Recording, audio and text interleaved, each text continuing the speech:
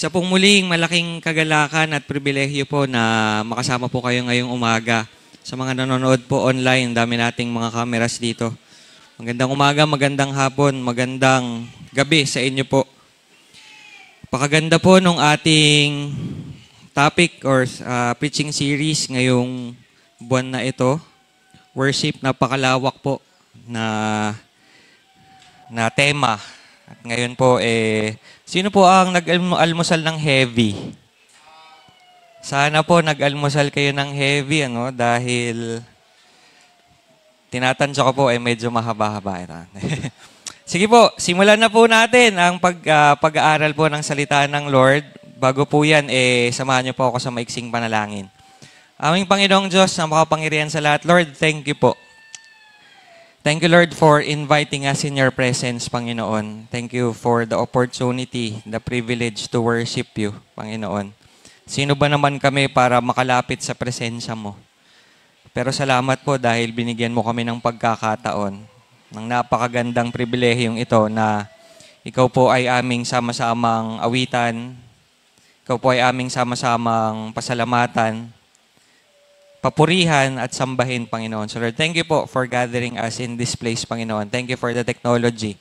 Hindi namin kasamang ilan po physically, pero kasama namin si Lord in Spirit. Nanonood po sila ngayon. Nawa, Panginoon, ang lahat ng gagawin namin ngayong umaga, lalo na po ang pag-aaral, pakikinig ng salita mo, Panginoon, ay makapagbigay kapurihan po sa inyo. Masamba ka namin, nawa, Panginoon. Lord, ako pong inyong lingkod, ako po ay mangmang, ako Lord ay walang kaalaman, kakayahan, Panginoon, na ibahagi ang salita ng malinaw. Kaya inihiling ko, Panginoon, na itago niyo po ako sa inyong likuran. Lord, gamitin niyo po ang aking labi, ang aking pong boses upang ikaw po ang marinig sa kalagitnaan namin. Holy Spirit, kumilos ka po ng malaya. Hinihiling po namin ang pangunawang nagbumula po sa inyo. Lord, sana po yung lalim ng salita mo maging simple ngayong umaga. Maunawaan, maisabuhay, at Lord, tunay nga, makapag-worship kami sa iyo nung nire-require mo. Lord, thank you po muli sa oras pong ito. Sa pangalan ni Jesus. Amen. Worship. Simulan na po natin ito. Marami po sa mga mananampalataya or kahit po hindi mananampalataya, pag sinabi pong worship, yung word na worship, ini-equate po nila sa music. Sa part po ng singing, yung singing part, nakakatapos lang natin. No, marami po, pag binanggit po yung worship, ito po yung pumapasok, yung pag-aawitan. Yung solemn, yung pagbibigay natin ng ating boses sa Panginoon, yung iba po umiiyak, di ba? May mga nafe-feel tayo. Marami po, pagdating po sa Sunday or corporate worship, yun po ang kanilang definition, yun yung kanilang meaning. Bakit po? Kasi po, ang design po ng generation ngayon for worship is to feel good. Marami pong mga churches, ang design dapat, ang mga membro, or kahit tayo mismo, dapat, I must feel good when I come to church. At pag alis ko, dapat better yung nararamdaman ko than when I first came. Ganun po, dapat, that when I feel good enough, I will come back. Ito po yung design na dapat, pag nag-church ako, gagaan yung pakiramdam ko, mas maganda yung pakiramdam ko kapag ako'y umalis. Ang tawag po doon, mga kapatid, ay therapeutic worship. Therapeutic. Nalagi ko po itong naririnig kay auntie, kay papa, yung mga aso, therapeutic. Ibig sabihin, pag nakikipaglaro, no? Kinakaresto sila, niyayakap mo, gumagaan yung pakiramdam mo. At most people, ganun po yung thinking pagdating sa worship. It should be therapeutic na kailangan maganda yung feeling ko kapag ako'y nag-worship. Na kapag umalis ako rito, sa pintuan ng church na ito, kung saan ako nag-worship, dapat I should feel better than when I first came. No, at marami po dahil po doon, yung emotions, at pagdating po sa emotions, music plays a large part pagdating po dito sa emotions. Kaya po marami ang tingin po nila sa worship, ito po yung awitan, yung kantahan. Now, sa generation po natin ngayon, ano po ang tawag natin sa mga kumakanta, sa mga nagmi-minister po sa atin kapag singing part na?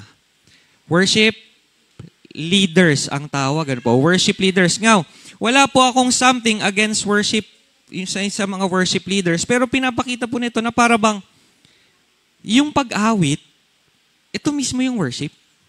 Nakukuha po natin. Narinig nyo na po ba itong mga statements na ito? Now, bago tayo magpatuloy sa ating pag-worship, basahin muna natin itong verse na ito. Meron po kayong ganon.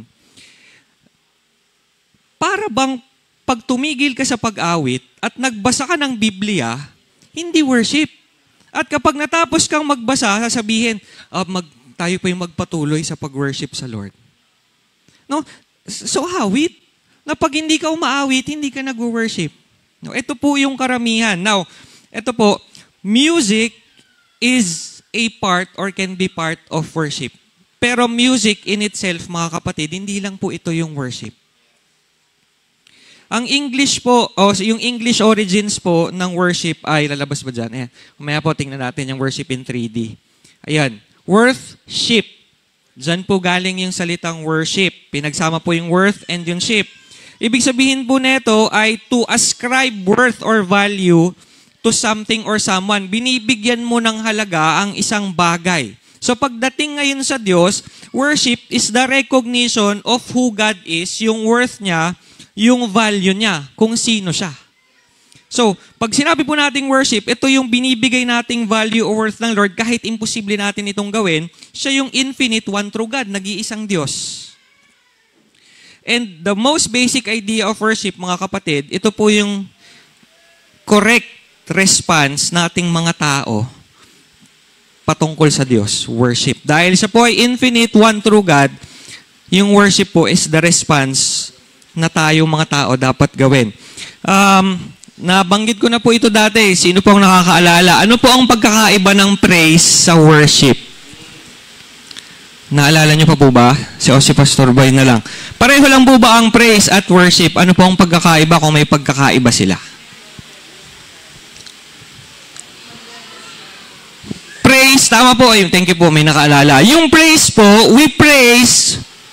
yung praise po is dependent on what God has done for you and me. So, pinupuri natin ang Diyos dahil mabuti siya. Naalala ko, sinare ni Pastor Boy. Yung mga Hudyo po, hindi po nila sinasabi yung hallelujah na hallelujah lang. Dapat laging may kasunod. Yung kasunod, yun yung dahilan. Ano yung ginawa niya? Bakit mo siya pinupuri? So, we praise the Lord for what He has done, but we worship the Lord for who He is. Kahit po ano ang nangyayari sa buhay natin, pangit man, parang wala tayong nakikitang maganda, hindi man tayo makapagpuri kasi parang walang magandang nangyayari, we should have the reason to worship because God is still God, no matter the circumstance in your life. So yun po yung worship ngayon. Tignan po natin ito, Psalms chapter 95. Isa po ito sa mga malaking parte ng pag-aaral ng worship sa Old Testament. Psalms chapter 95, familiar po sa atin ito. Sabi dito, "Come, let us sing for joy to the Lord. Let us shout aloud to the rock of our salvation. Let us come before Him with thanksgiving, and extol Him with music and song." Minsan po, dito tayo tumitigil, no? May awitan, may music. Pag nabasahin ko pa po, hindi nalalabas dyan. Ngayon, bakit daw po aawit para sa Diyos with music and song? For, hindi na po lalabas dyan, basahin ko na lang yung verses 3 to 5. "The Lord is the great God, the King above all gods. In His hands are the depths of the ocean, the mountain peaks belong to Him, the sea is His, for He made all of it. And His hands formed dry land." So, ipurihin natin siya kasi siya daw ang gumawa ng lahat. Mountains, the seas, the depths of the earth, siya ang hari na itong lahat. So, may dahilan. We praise now, we go to verses 6 and 7. Tingnan po natin dito. Pagkatapos po sabihin ni Psalmist, umawit tayo, may mga music, may song, sabi niya ngayon, "Come, let us bow down and worship. Let us kneel before the Lord God, our Maker." Bakit? For He is our God. Hindi na dahil sa ginawa niya, pero dahil siya ay Diyos natin, kung sino siya. Makikita po natin. So dito po mga kapatid, makikita natin yung first part may music. Pero dun sa part po ng worship, meron pa po ba? Hindi na po nabanggit. Ano po ngayon ang sinabi? Dun po sa pagkabanggit niya ng worship, ang Hebrew term po for worship is histahawa. Lalabas ba dyan? Histahawa. Ang ibig sabihin po ng histahawa, ay pagbabow down, pagluhod, or pag-prostrate. Talabas dyan, best yan eh. May prostrate yan. Sa next. Yan. Hindi po prostate. Ha? Kasi nung naghahanap po ako ng picture ng prostrate, dalawa yung lumalabas. Prostrate, prostration na ganyan. Ano po ba ang Tagalog niyan? Pagpapatira pa at may lumalabas ding prostate. So, prostrate po ito. Ganyan po yan. So, yung worship part mo, at yan pong gesture na yan, mga kapatid, yan po ay pagpapakita ng yung humility, ng humbleness, na sinasabi pag ginagawa mo yan, wala akong pwedeng ibigay sa'yo, wala akong pwedeng i-offer, wala akong pwedeng gawin. Hishtahawa po sa Hebrew, sa Greek po, proskuneo. Parehas po sila, mga kapatid, ng meaning ng ini-imply na pagpapatira pa, na ganyan. So, nung sinasabi po ng Psalmist ngayon, sa worship part, eto na yon. No, hindi lamang po pag-awit, hindi lamang po music. Ano ngayon yung praise? Ano ngayon yung first part? So then, yung Psalms chapter 95 verses 1 to 5 na merong music, na meron pong mga awitan, it is a celebration. A celebration of what? Ina-anticipate po kasi nila na may encounter nila ang Diyos. Kasi magwo-worship po sila sa Diyos. Kaya po sila nagsasaya, nagpupuri sa Diyos, kasi po makakapunta po sila sa presensya ng Diyos.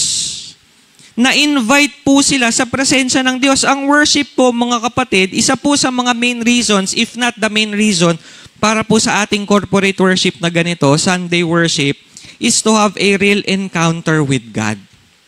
Makatagpo po natin ang Diyos. At yun pong pagpupuri, pag-awit, ito po ay in anticipation. Tayo po ay nagbubuni, nagse-celebrate. Kasi po, sino ba, again, sabi ko sa prayer po kanina, at tunay po ito, sino ba naman tayo, sino ba naman ikaw at ako, para makaharap ang Diyos, ma-encounter ang presensya ng Diyos. No, so worship, mga kapatid, is more than just music. It is humility and submission to God demonstrated in many forms. So pag-aralan po natin ito, doon po sa passage na binasa natin kanina. Sa next slide po, tingnan na natin ito. Ano po yan? Line lang po no? Pero iba po talaga yung itsura niyan sa tunay na buhay. Sa next slide po, ano po ito? Square. Pero hindi rin po yan yung gusto kong ipakita talaga. No? Meron akong shape in mind or object in mind. Sa next po, sa last. Cube o box, no? Cube siya, ganyan. Sa tunay na buhay po, no? Ito yun karton o cube siya. Pero pag tinignan nyo po sa una, line lang siya. Ang tawag po dito, 3D three-dimensional. No? Mas makikita mo, di ba, sa mga IMAX, naka-shades tayo, parang pag may lumilipad na ibon, gusto mo nang hulihin yung ibon sa nakanood na di ba? Pag merong nasa harapan Pag 3D po, parang ito na yung pinakamakatotohanan. Tama po? Doon sa first two, balikan po natin, sa first dimension, line lang yung nakikita mo kahit box sana yung gusto nating tignan. Pagka po 2D na, ang makikita natin square na, pero hindi mo makita yung buong picture ng box, ng cube. Kailangan 3D para makita mo ng husto kung ano talaga yung itsura o bagay na gusto mong tignan. 3D. Ngayon po, sa dami po ng aspeto form, sabi ko po, ang lawak-lawak ng worship. Ngayong umaga po, tignan natin yung 3-dimensional worship. Ano po ba ito? 3 dimensions of worship. Simulan po natin. Una is the heart. Sa pag-worship po, mga kapatid, sabi natin, hindi lang ito music, kasama po, napakahalaga po, nung heart or the attitude of the heart. No, ano po ba ang attitude? Ano po ba ang lagay ng inyong puso? Sa Tagalog, disposition. Tagalog ba yun? English din ata yun, disposition. No? Pag sinabi pong disposition, ito po yung attitude of the heart. To worship God, mga kapatid, pakinggan nyo po ito, we must have the proper attitude, the proper disposition. Dapat tama yung puso. Ano po ang attitude ng puso? Dapat po merong fear, may reverence, merong humility, merong trust, at kung ano-ano pa. Ito po dapat yung puso. No? Tingnan po natin yung binasa natin. Binasa ng kapatid na Lennon kanina. Genesis 22, verses 3 to 5. Early the next morning, Abraham got up. loaded his donkey. He took with him 2 of his servants and his son Isaac. When he had cut enough food for the burnt offering, he sent out for the place God had told him about. On the 3rd day, nakarating na po sila, nakita na ni Abraham yung lugar na yon. He said to his servants, "Stay here with the donkey while I and the boy go over there. We will worship and then we will come back to you." So Abraham and Isaac set out to worship God. No? Mag-worship po sila. Tignan po natin uli verses 3 and then verse 6. Nung sila po, ito na yung gagawin nila, mag-worship sila. Sabi po dun sa first na sentence sa verse 3, early the next morning, he got up and loaded his donkey. So umaga pa lang, sila po ay gumising na maagang maaga. Nilagay na po niya yung mga dapat sa asno para sila ay pumunta. Mga gamit po ito para makapag-alay, makapag-worship sa Lord. Ano pa po ang daladala niya? He cut enough food for the burnt offering. Pagdating po sa verse 6, took the wood for burnt offering, he himself carried the fire and the knife. So ano po ang pinapakita rito mga kapatid? Sa pag-worship po ni Abraham, ni Isaac, hindi po umalis siya ng bahay, gumising siya kung kailan niya gusto, pumunta siya dun sa sinabi ng Lord. Ano po ang ginawa niya? Umagang-umaga pa lang gumising siya, nilagay niya yung mga kailangan, dinala niya yung mga kailangan. Nakikita po natin dito mga kapatid, yung preparation. Nag-prepare po si Abraham for worship. Alam niyang mag-worship ako, ito ngayon yung gagawin ko. Ito yung dadalhin ko, ito yung oras ng gising ko. No, if we have the proper heart of worship mga kapatid, we come here prepared. Kaya nga sabi ni Pastor Boy, nagpe-pray ba kayo last week? Pagpupunta sa church. Ngayon, ang mga prayer, kung nagpe-pray man, ingatan mo kami, Lord, wag naman sana makasakay, sana walang traffic, sana hindi sarado yung shortcutan dyan. Kasi sarado po kanina, umikot pa kami nun sa malayo. Pero, hindi natin na pagpe-pray, Lord, sana makapag-focus ako sa iyo kasi may encounter natin ng Diyos eh. Pagka ganun po, walang preparation. Now, nagpe-prepare tayo for praise and worship. Tama? Anong oras kayo nagpa-practice? May mga kilala po ako, nagpa-practice, nagpe-prepare for special number. Siyempre naman, para sa Lord ito. Meron pa po akong kilala rin, nagpa-practice ng presiding. No, Sabado pa lang, minsan buong linggo, pinapractice na anong sasabihin ko sa Sunday pag tumayo ako dito. Ultimo po, scripture reading. Anong scripture? Meron pong nagtatanong sa akin dati dito sa ibang churches. Wednesday pa lang, Pastor Jay, anong scripture reading natin? Ako, sabi ko, sorry kapatid baka sa Friday ko masend. Pero, pinapakita, nagpe-prepare para sa scripture reading. Pero nagpe-prepare po ba kayo in facing God? Kasi po, iba yung magpe-prepare for music, for presiding, for Bible reading, tapos yun na. Si Abraham po, pinakita niya rito, mag-worship ako sa Diyos at lahat ng kailangan ko sa pag-worship sa Diyos, dala-dala ko, gigising ako ng maaga. Piprepare ko ito. Na-move po ng 9:30 ang worship natin. No? Experience din po ito sa ibang mga churches, kahit po sa amin din. Ang nakakalungkot po sa atin, sana po hindi din dito kasi katulad nga ng sabi ni Pastor Reggie, mabait ang church na ito. Hopefully. Kapag po 9 o'clock ang service, may time po dumarating 9:15. Minove po ng 9:30 yung service, dumadating po 9:45. Pero bago mo i-move, nakakarating ng 9:15. Nung minove po ng 10 o'clock, dumarating 10:15. Nakakarating naman ng 9:45 ng 9:15. Mga kapatid, kahit po anong oras i-move tong worship service, kung hindi po tama ang attitude toward service, malilate at malilate. Ang aga mong nagising, pero kung yun pa rin yung attitude mo, nakasanayan na kasi, hindi ka pa rin naalis 30 minutes before time. Maaga na Kasi hindi tama yung attitude. So, do you prepare in facing God? Tignan mo po natin, verse 5. He said to his servants, "Stay here with the donkey while I and the boy go over there. We will worship and then we'll come back to you." Bakit po niya iniwan yung dalawang servants niya? Napapansin niyo po ba ito? Iniwan niya eh. Hindi ba pwedeng mag-worship yung dalawa? Ano po ang balak gawin ni Abraham pagdating po dun sa place of worship? na tinakda ng Diyos. Papatayin po niya, i-offer po niya si Isaac. Hindi naman po sinabi kung bakit niya iniwan eh. Pero, marahil po, posibleng hindrance. Bakit? Baka pag nakita nung dalawang servants, papatayin niya yung anak niya, baka pigilan siya eh. Tama po? Tinanong ko si Pastor Boy dati, alam ko ilang beses naman na itong napag-uusapan dito. Alam ko may sagot si Pastor Boy, paano kung ihingin ng Lord, Pastor, si Bernice, o kaya si Roro, o kaya kahit isa lang? May maiwan namang isa eh. I-offer mo ba? Sabi niya, baka hindi, Pastor. Ako rin po, baka pag dumating yung time na yun, baka hindi eh. Pero si Abraham po, he was bent on offering Isaac. Kaya lang, baka pagka pinigilan ako na ito, magpapigil ako. So ano pong ginawa ni Abraham? Maiwan na lang kayo kasi posibleng hindrance, posibleng distraction kayo eh. So dun po sa attitude ni Abraham in worship, he came prepared at inaalis po niya yung possible hindrance, yung possible distraction. Abraham had that desire to give God what God desires and what God requires. May desire siya. Kaya naman po iniwan niya yung hadlang. Sa mga pumunta po rito, meron po ba kayong desire na ibigay sa Lord ang tamang worship?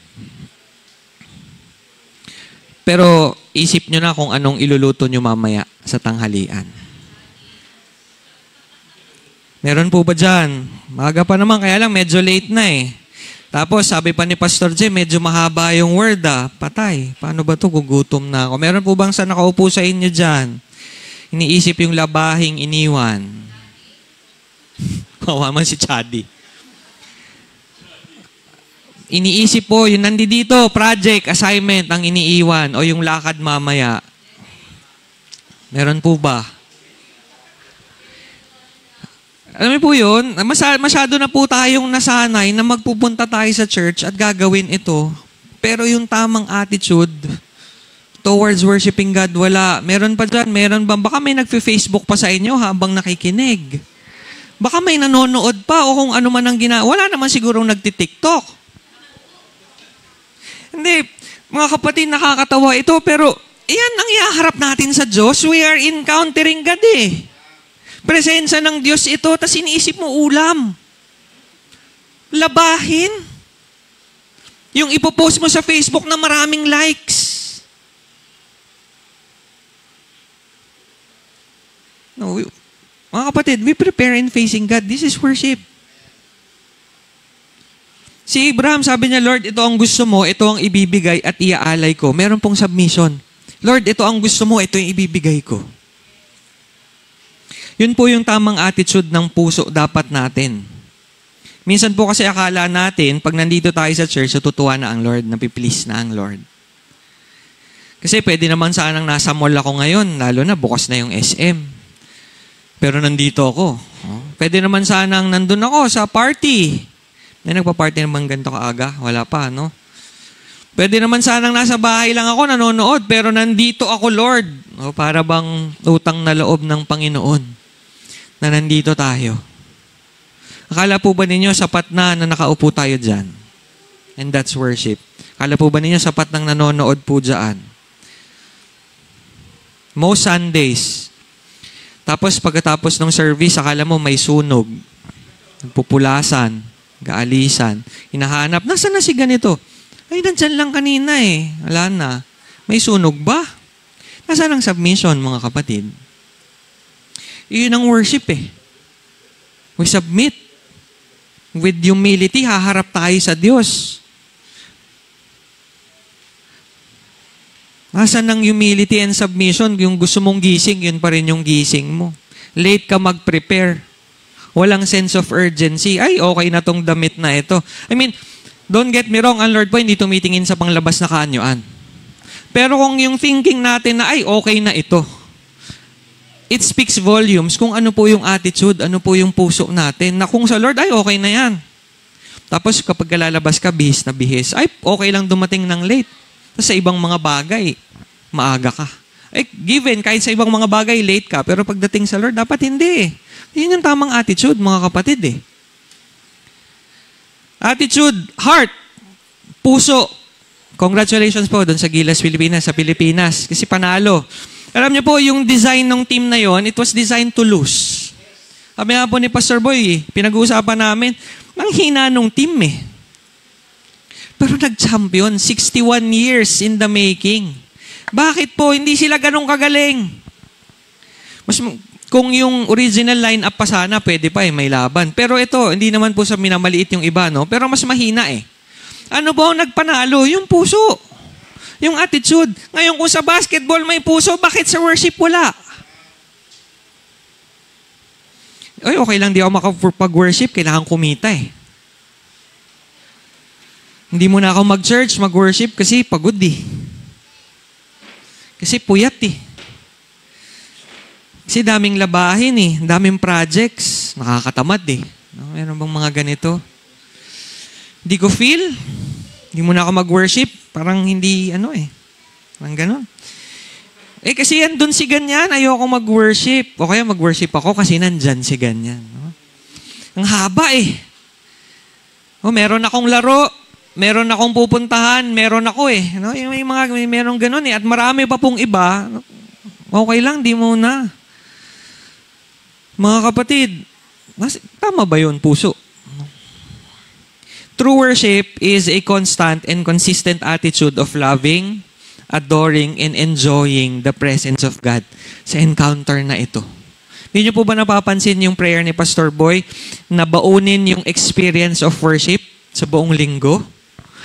Kasi ito yung encounter with the Lord eh. Tapos we come here ill-prepared.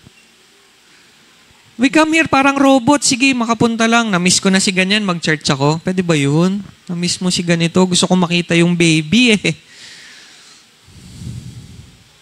Regardless of who is speaking, mga kapatid, regardless of what is being preached, anong songs ang piniplay, anong songs ang tinutugtog, o kung tutugtog ka ba, may gagawin ka ba, we come here to encounter God.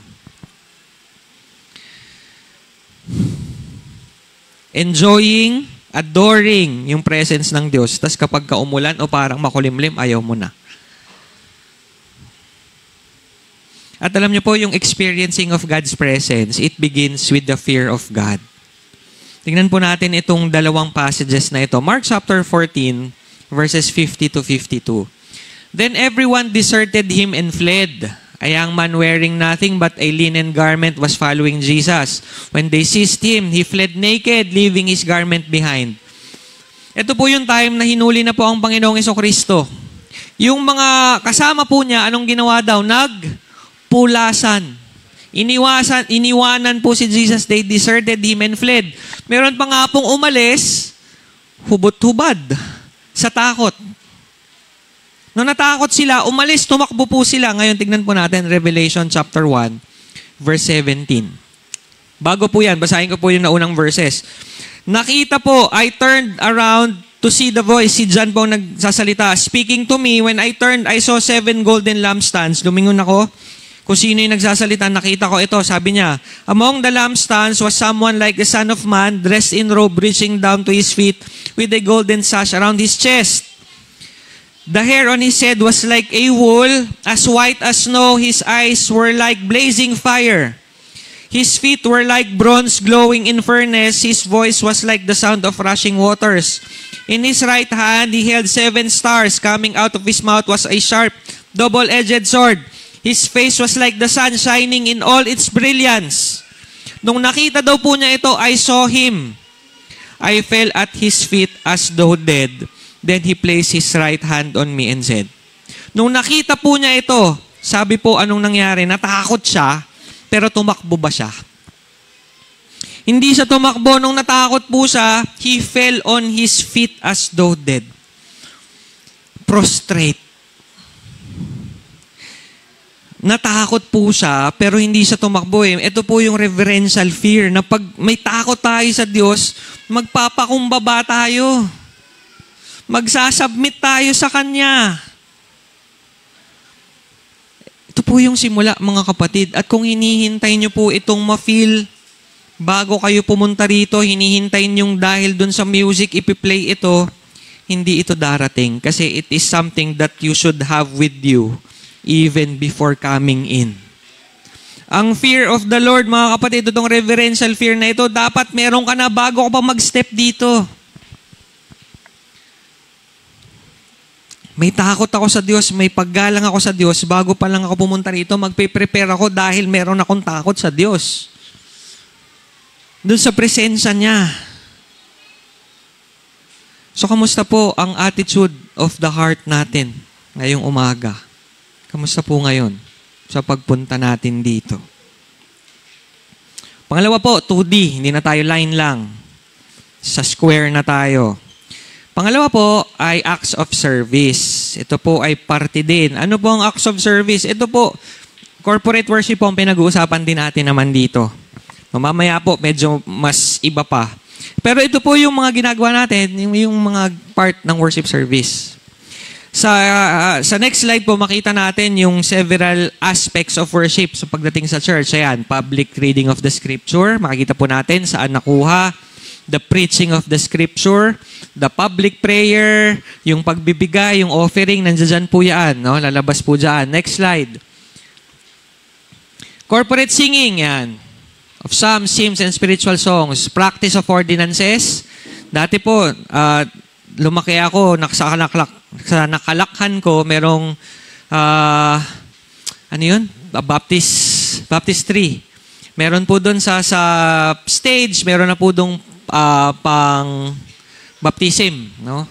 So, meron din pong Lord's Supper, communion. Ito po yung mga acts of service, ito po yung mga ginagawa natin para maipakita natin, ito yung pag-worship sa Diyos, so yung ginagawa natin dito. Sa paggawa po nito, mga kapatid, pinakita din po ni Abraham dun sa passage kung ano ba ito, paano ba ito, para ba tayong robot na gagawin lamang ito. Tignan po natin, verses 9 and 10 ng Genesis 22. When they reached the place God had told him about, Abraham built an altar there and arranged the wood on it. Maalala ko po, if this was not 2 months or 3 months ago, sinare po ng Pastor Boy. Si Elijah, bago po ang dami, 900 ba o 800, basta ganun, ang dami pong mga propetang kalaban eh. Mag-isa lang siya. Nung natapos na po yung mga propeta mag-alay dun sa Diyos-Diyosan nila, si Elijah po, dumating, mag-offer na siya na yung magsasacrifice. Nung time po na yon, sinisira kasi nung mga priests ni Jezebel yung yung mga altar eh. So ano pong ginawa unang-una ni Elijah? Inayos muna niya yung altar. Kasi po, kapag walang altar na maayos, walang place of sacrifice. At anong sabi po, Pastor Boy? Without sacrifice, there is no worship. So si Abraham po, nung sabi niya, mag-worship ako, pagdating niya doon, ang unang-una niyang ginawa, gumawa ng altar. Kailangan may sacrifice. So itong services na ito, acts of service na ito, mga kapatid, hindi lang yan para lang merong magawa. Meron po dapat element ng sakripisyo pag ginagawa ito. Tingnan nyo, he bound his son, Isaac, laid him on the altar, reached out his hand, and took the knife to slay his son. Abraham had the right attitude. Tama. Nag-prepare po siya. He had the right heart, the right desire to give God what He required. And then, he acted on that desire. Hindi po pwede, mga kapatid, may desire ka lang, one day lang. Kailangan yung desire mo, gawin mo din. He had that desire, the right desire, and he acted on that right desire. Abraham was about to give God what God required. Hindi lang sapat na puso lang. Lahat naman tayo gusto nating maglingkod sa Lord eh. Tama? Lahat naman tayo merong desire naman siguro na sambahin ng Diyos. Pero yung desire po na yon, kung mananatiling desire, then wala din. Gawin natin, mga kapatid, at pag gagawin natin, gawin natin ng tama. Marami pa po sana, nakaka-32 minutes na ako eh. Pero, acts of service, kamusta po? Ano pong yung ginagawa natin para sa Diyos? Natignan niyo po, yung ibibigay niya, merong excess ba? Sobra-sobra ba yung ibibigay niya sa Lord? Ito lang ba? Hindi. Ito yung nag-iisa niyang anak na ibibigay niya sa Diyos. Sacrifice talaga. Wala naman siyang maraming anak eh. Kahit nga maraming anak, hindi ibibigay eh, no? The best portions in service, mga kapatid, in our acts of service, we give God our best. Hindi yung excess. Because our best is what God requires and our best is what God deserves. Sa pag-worship, mga kapatid, the best, yun ang karapat-dapat lamang nating ibigay sa Diyos. Are you giving God your best? O latak lang again. Marinig nyo ko, puro latak eh. Pag sobra po, hindi lang po ito pera ha. Ba, pag wala ka lang gagawin, doon ka mag-church, o ka mag-worship, doon mo gagawin ito. Yung mga ganun ba? Pag walang ibang mas mahalaga. In addition, sabi po natin kanina, we have been invited in the presence of the King. At kapag po tayo ay nasa presensya ng hari, what the King says is far more important than what we have to say. Tama po? Ininbitahan lang tayo sa presensya ng hari eh.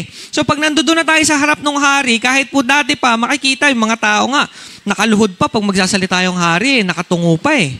Bawal ngang eye to eye doon eh sa hari eh. Pag nakipagtingin na kang eye to eye sa hari, papatayin ka eh. So kung ano yung sasabihin ng hari, aba makinig. Sa worship, ganun mga kapatid, may paggalang at pakikinig sa salita ng Lord. Tapos, orasan niya yung pastor. Ano ba yan? 33 minutes na si pastor, mahaba pa yata, kalahati pa lang. Meron po akong narinig, hindi ko alam kung pa-joke to, ang haba ni pastor, di na makakaulit yan dito.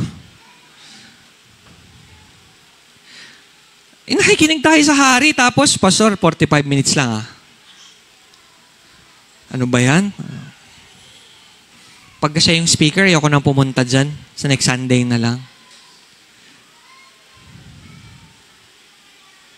Acts of service, mga kapatid. We were brought to God and to salvation so we can worship and adore God at apakalaking parte po doon on what God has to say. Listening to what He says shows that we have come prepared to worship God. Nagugustuhan mo man yung sinasabi ni pastor o hindi, nasasaktan ka man o hindi. No? Sino po rito ang pumunta o nanonood to be blessed ngayong umaga? No, gusto kong makinig. Gusto kong mabless? Attend ako. Nadi-discourage ako eh. Parang ang dami-daming exam. Parang gusto kong mag-church kasi gusto kong ma-bless, ma-uplift, ma-encourage. Sino pumunta po dito ngayon? Nanonood? Meron po bang ganon? If this morning, nag-prepare ka, nagdamit, nagbihis ka, nag-ayos ka, at yun ang mindset mo, discourage ako, gusto kong ma-encourage, down ako, gusto kong ma-uplift, then, hindi ka nag-worship. Wala ka rito to worship the Lord. Hindi yan yung act of worship. Ang nakakalungkot pa po, marahil narinig nyo na po sa akin ito, ang worship ngayong mga panahong to, parang entertainment. Kung ano yung gusto mo. Sino po yung may TV Plus pa sa bahay? Kasi yung iba po parang wala na. O kami lang yung walang TV Plus. Yung mga channel. Sino po ang naglilipat ng channel? Hindi ako makarelate eh. Sino nanonood ng Barda? May Barda pa ba ngayon? Usually po, kapag kapatalastas, ano pong ginagawa? Lipat channel. Doon muna. Pagka nagpatalastas doon, anong gagawin? Balik. Bakit po nililipat? Hindi nakaka-entertain eh, no? Ayaw natin, di ako na-entertain. Lipat na lang muna. Minsan po mga kapatid, ganun eh. Hindi kasi preference, ayoko yan eh. Minsan ganun sa worship eh. Pag di ka na-entertain, di mo nagustuhan yung sinabi ni pastor, di mo nagustuhan yung inawit o yung pag-awit o yung kung ano mang ginawa sa church, parang ayoko mag-church na dyan. Iba na lang. Minsan ganun eh. Parang di ako nasiyahan. Ang tawag doon, entertainment lang. Hindi worship. Pag gusto mong masiyahan ka in coming to church, pag may gusto kang makuha, mga kapatid, yung pagiging blessed natin, paglabas, it's just a byproduct. Hindi siya yung main na nakukuha. Pagka ganon, entertainment lang po ang hanap. Ibig sabihin, preference mo, ang sinusunod mo, pagpunta dito sa church at hindi po preference ng Diyos. Kasi ito yung gusto ko eh. Dapat ganito, dapat ganyan. So pag nakuha mo, ay okay. Okay to, stay ako rito. Pero pag hindi na, ay hindi. Next month na uli, baka maiba. Ay, may mga ganun eh. Entertainment. We worship God to give Him what He wants and not what we want. Amen po ba? Pupunta tayo rito, ibigay yung gusto ng Diyos at hindi yung gusto natin, ang makuha natin. Hindi po worship yun. Ang tawag po doon, self-worship. Ang true worship starts when self-worship ends. Kapag hindi na yung gusto mo, ang gusto mong makuha, ang gusto mo na ibigay ang gusto ng Diyos, then that's worship. Yun po yung acts of service. Uy, 37. Pwede pa to. Ngayon, tignan po natin. Dako na tayo sa Haggai chapter 1, verses 4 to 6. Tignan po natin ito. Sabi po ng Lord, is it time for you yourselves to be living in your paneled houses while this house remains in ruin? Now this is what the Lord Almighty says. Give careful thought to your ways. Ganun pa ba dyan? You have planted much but harvested little. You eat but never have enough. You drink but never have your fill. You put on clothes but are not warm. You earn wages only to put them in a purse with holes in it. Ngayon, ano po ang background nito mga kapatid? Si Haggai po ang sumusulat nito. Nung time po na ito, nakabalik na po ang Israel sa kanila pong 70-year exile sa Babylon. Kasi po sila po ay sinakop ng Babylon at yung mga Israelita po, inalis po doon, dinala po sila sa Babylon, captives. Naalala niyo po si Daniel? Yan. 70 years po silang nandoon. Doon po sa siege na yon, nasira po yung templo na pinatayo po ni Haring Solomon para sa Diyos nung sila po ay sinugod ni Nebuchadnezzar. Ngayon, ano po ang halaga significance ng templo? The temple attested to God's glory. Yung templo po ng Diyos, doon po itinataas ang Panginoon at doon po nakikita yung kaluwalhatian ng Diyos. Yun po yung isa sa mga significances ng templo na yun na nasira. It was for the people to see a glimpse of God's glory. Ngayon, ano pa po yung templo? Bibilisan ko lamang po ito. Shortcut na background. Ito rin pong templo ay place of offering and sacrifices. Dito po nag-aalay. Nandito po yung altar. At pagka po nakapag-alay, na pag-aralan po natin 2 years ago siguro ito or baka 3 years, sa mga pag-aalay po, meron dito po yung atonement o dito po yung pagpapatawad, paglilinis sa kasalanan. So doon po ginagawa sa templo. At again, pag wala pong worship, pag walang sacrifice, walang worship. So sira po yung templo, wala pong pinag-aalayan, wala po yung lugar para makita yung kaluwalhatian ng Diyos, so wala pong worship na nangyayari, nagaganap. Before it was destroyed, the temple was a place for them to worship, offer sacrifices, and receive forgiveness of sins. So ito po yun. Ito yung picture ng templo. Sira po yung templo. The temple is now in ruins. Ngayon, pagbalik po ng mga Israelita na na-exile, mga kapatid, 70 years kasi, parang nag-ibang bayan sila. Pagbalik po nila, iba na yung kultura nila. Nag-iba na sila. Yung iba nga po, ilang taon pa lang sa ibang bansa, pagbalik dito, hindi na nagkukutsara no? Tinidor na lang gamit sa pagkain Ako nga, 6 months pa lang Pagdating ko rito, nung sinundo ako, may kutsara naman, tinidor lang yung ginagamit ko Feeling foreigner No? Diba? Yung ganun Pero ito po, 70 years. So nabago po yung kaugalian nila, nabago yung kultura nila. Pagdating po ngayon nila doon, pagbalik nila, sila yung templo, ano sabi ng Lord? Wala lang. Parang sa kanila wala lang. Ano po ang inuna nila? Sinimula naman po nilang i-rebuild. Kaso nung nagkaroon po ng minor o mga challenges, iniwanan po nila, hindi nila tinuloy. So pagdating po rito ngayon, sabi ng Lord, lumipas na yung panahon Is it time? Balik po tayo sa taas. Kapatid na May. Wow. Is it time for yourselves to be living in paneled houses? Sabi niya. Ano po ang picture ng paneled houses, mga kapatid? Nung sinasabi po ng Lord itong paneled houses, sinasabi niya, it can mean 2 things. Roof. Pag sinabing paneled, may bubong. So, ang picture po ng isang building na may bubong, it speaks of completion. So, yung mga Israelita, pagdating nila ron, hindi lang naman po yung templong in ruins. Siyempre, pati bahay nila in ruins. Lahat ng tutuluyan nila in ruins. Pero dumating po yung time, ayos na yung bahay, sira pa rin yung templo. Ano pa po ang meaning ng paneled houses? Yung paneled houses po, nung time na yon, it could also mean in luxury. Maganda na. Hindi naman kasi uso paneled houses nun So sinasabi po rito, it can mean 2 things, it can mean both. Kumpleto na yung bahay mo, ang ganda-ganda pa. Ibig sabihin, pagdating po nila ron, mga kapatid, yung value ng pera nila, ang liit-liit. So pinaghirapan nila, pinagsumikapan nila para gumanda yung buhay nila, gumanda yung bahay nila. Ito ngayon ang sabi ng Lord. Panahon ba, tama ba, na nakatira kayo sa mga ganda, mararangyang mga bahay at yung bahay ko, yung templo ko, sira-sira? Ang ganda na ng buhay nyo eh. Pero yung lugar kung saan nakikita yung glory ko, wala, sira, wasak.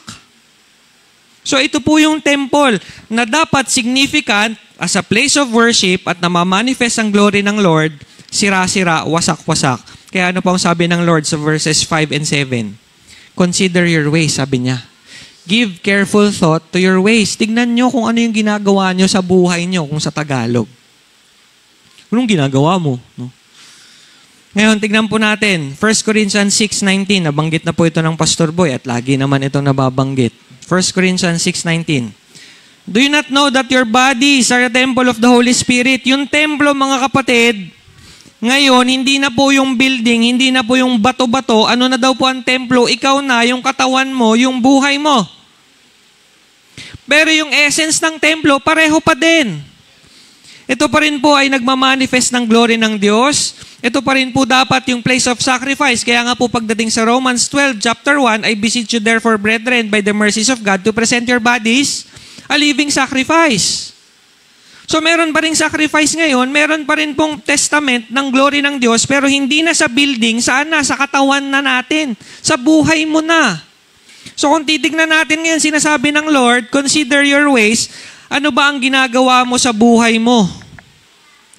Ang third dimension po ng worship, mga kapatid, is life. The heart, the service done outside the confines of this building, ang tawag po dyan, life.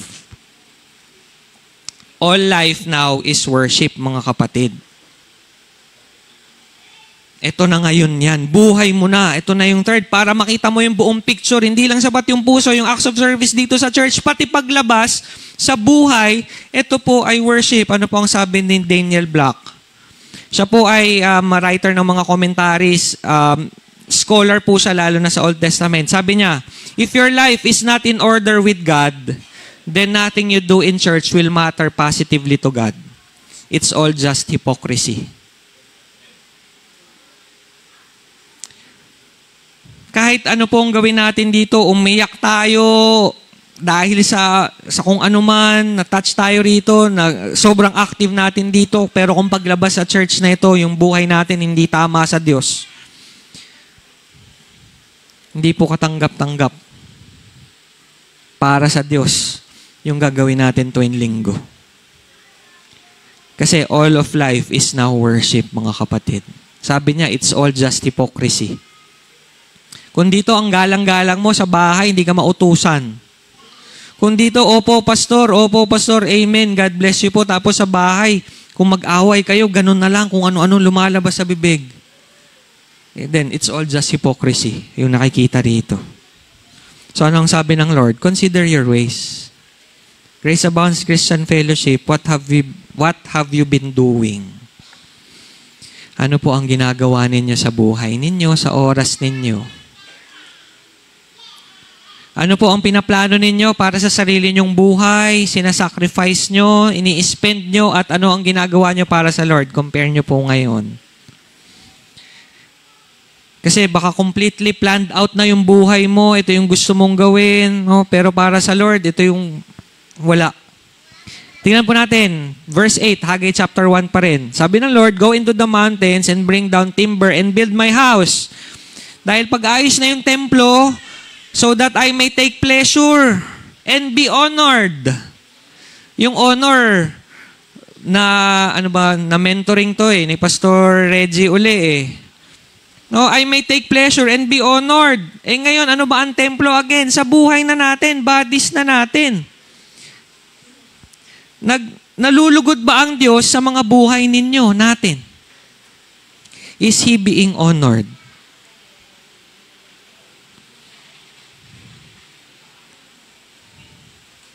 Familiar po ba itong tatlong mga statements na ito? Glorify God, go make disciples, grow leaders. Sino po nakakapamilyar dito? Taas kamay. Ano po ito? JCF Vision. Question, ilang taon na po kayo sa church na ito? Dati po naalala ko, bilog pa yan, nandito. Meron pa ritong caption. That was how many years ago. Ito na yon, glorify God, go make disciples, grow leaders. Ilang taon na po kayo nag-church dito? Ilang taon na po kayo nakaupo dyan? Ilan na po ang nadala nyo sa Lord? Ilan na po ang na-disciple ninyo? Or nagpapadisciple ba man lang kayo? Is God taking pleasure in your ways? Meron pong mga programs, may fellowships, may trainings. Pumupunta po ba kayo? Is God pleased with your finances? Kasi dapat malugod siya eh. Sino po yung splurge? Uso to eh, no? Splurge ng splurge. Ano yan? Deserve mo yan. Sige, ganyan, no? Pero nag-tithe ka na ba? Sa mga estudyante, yung 20 pesos na tithe, meron pa bang nagtatithe ng 20 ngayon? Parang aliit na ng 200 ngayon eh, no? 50 pesos na tithe, di mo maibigay. Pero milk tea ka naman ng milk tea.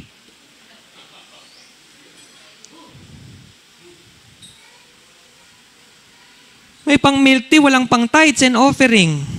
May pang load, may pang date. Wala para sa Lord, wala para sa gawain. Yung mga ganong mga bagay.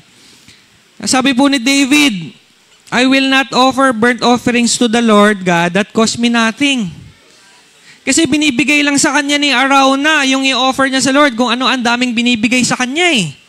Na dapat pang offer sa Lord. Ang sabi niya, hindi ko yan kukunin, bibilhin ko yan sa'yo kasi ayaw kong ibigay sa Lord yung walang halaga sa akin. Tapos tayo hindi makapagbigay ng halaga sa Lord eh. I mean, okay lang kung walang maibigay eh, pero it speaks volumes kung meron tayong mga pambili ng kung ano-ano, tapos yung para sa Lord wala. No? So God is not pleased, God is not honored. At again, hindi lang po ito pera. Kasi all of life is worship now. So paano po yung time, yung effort? Wag po nating sanayin. Kung nasanay tayo, natatama rin tayo, malilate tayo, baguhin natin yan. Amen po ba? Amen.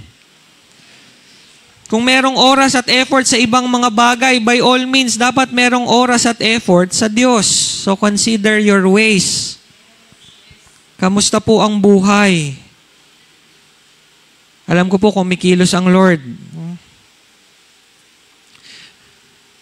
Ang paglilingkod po, mga kapatid, hindi lang po yan para sa mga tambay.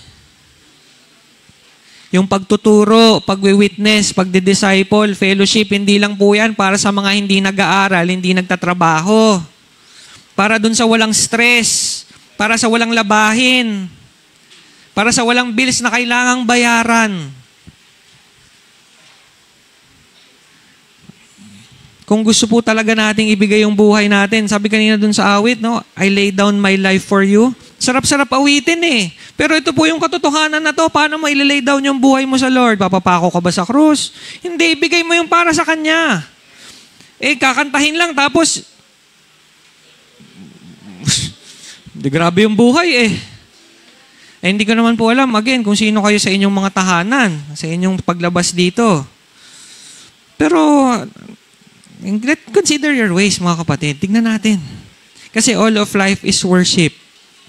So you have been so busy with your own houses, with your own careers, sa kita nyo, sa pag-aaral nyo, sa ipon nyo, sa love life nyo, sa enjoyment ninyo, sa comfort, sa feeling ninyo, sa gusto nyo, sa trip nyo. Sabi ng Lord, paano naman ako? Paano naman yung buhay nyo, yung templo? Ang tagal na nating Christian, kung may maraming matatagal na, sa mga bago, hindi po excuse na bago. Sino po rito yung gustong magpakabisado ng memory verse sa mga bata, pero siya walang kabisadong verse? Di ba? Gusto natin, ang vision, ang goal po natin, itong mga batang ito, lumago sa Panginoon, tama. Matuto silang magbasa ng Bible, maging active sa Lord. Kaya, kung tayo hindi ganon, paano silang lalagong ganon? Gusto natin makabisado nila yung mga book sa Bible, verses sa Bible. Tayo hindi nga natin kabisado. Tama ba naman yun? Di ba?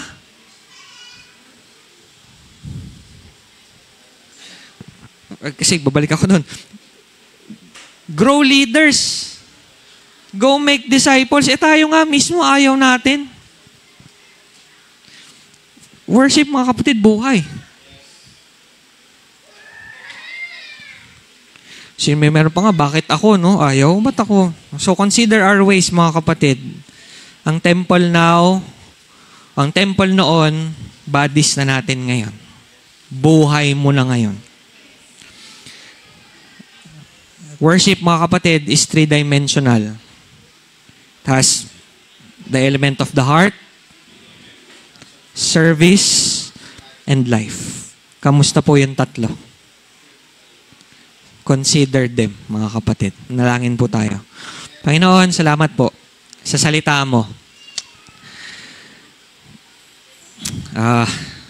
Ito po ay double-edged sword, Panginoon.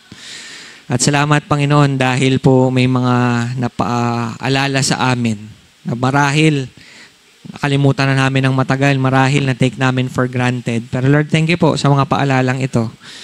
That worship is a privilege. It is an opportunity, mga kapatid. Napakagandang pribilehyo na ma-encounter ka, na makapiling ka, na makapasok sa presensya mo. In-invite mo kami rito, Panginoon. Dapat lamang tama yung buhay namin, tama yung puso namin, at tama yung ginagawa namin sa pagsamba sa iyo.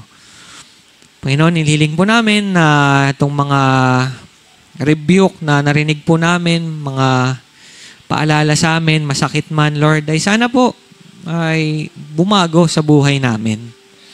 Myself included, Panginoon. Sana po, Lord, tunay po makita mo kami na may tamang takot sa iyo. Sa pagpunta rito sa church, may tamang attitude, nagpe-prepare kami, Panginoon, hinahanda ang aming puso't isipan, hindi lamang yung punta lang ng punta. At sa aming paglabas, Panginoon, sa bahay-sambahang ito, nawa makita mo sa buhay namin yung tama pa rin na puso at yung buhay pa rin naglilingkod sa iyo outside of this church, Panginoon. So pagpalain niyo, Panginoon, ang bawat isang nakapakinig. Pagpalain niyo po ang puso. Pagpalain niyo po ang salitang naihayag, Lord. Huwag niyo pong hayaang pumasok ito sa isang tenga, lumabas sa kabila. Sa halip, Panginoon, sana po ito'y lumalim, magkaugat sa aming puso't isipan. Nang sa gayon, ang mga anak mo sa Grace Abounds Christian Fellowship can worship in 3D. Worship in truth and in spirit, the true essence of worship, the true worship, Panginoon. Salamat po muli sa pangalan ni Jesus. Amen.